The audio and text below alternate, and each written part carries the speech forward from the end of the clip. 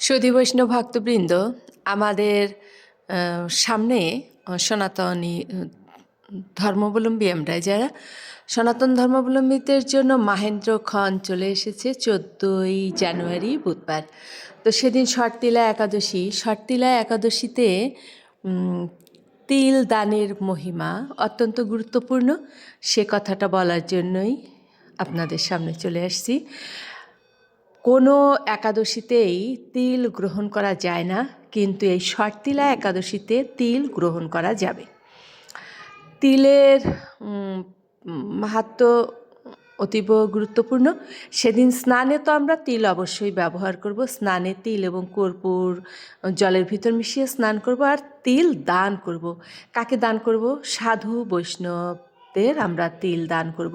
শুধু যে তিল দান করব তাই নয়, সঙ্গে ছত্র অর্থাৎ ছাতা, পাদুকা অর্থাৎ জুতো, তারপরে জলভরা কুম্ভ অর্থাৎ জলভরা কলসি ইত্যাদি দানের বিধান আছে শাস্ত্রে।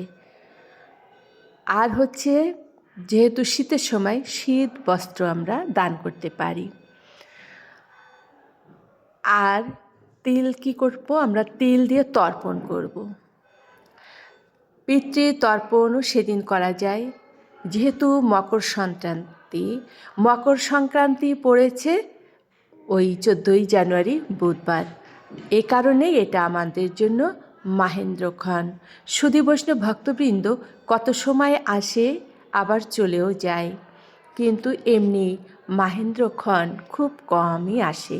তো যেহেতু মাহেন্দ্রক্ষণ শুভক্ষণ, শুভ তিথি, আমরা এই শুভ সময়কে যেন না হারাই, শুভ সময়টাকে আমরা কাজে লাগাবো।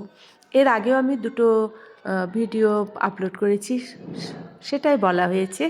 তারপর আবারও বলছি, স্নান, দান এবং জপ ষটতিলা একাদশীতে এই তিনটি প্রাধান্য পেয়েছে বেশি।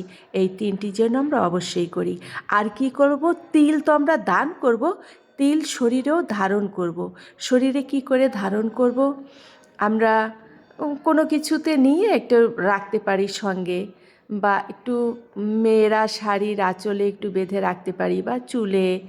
তারপরে পুরুষ যারা আছে হয়তো মানিব্যাগে, কর্মক্ষেত্রে গেলে সঙ্গে রাখতে হয় এরকম। অর্থাৎ দেহে ধারণ করতে হবে, শরীরে ধারণ করতে হবে।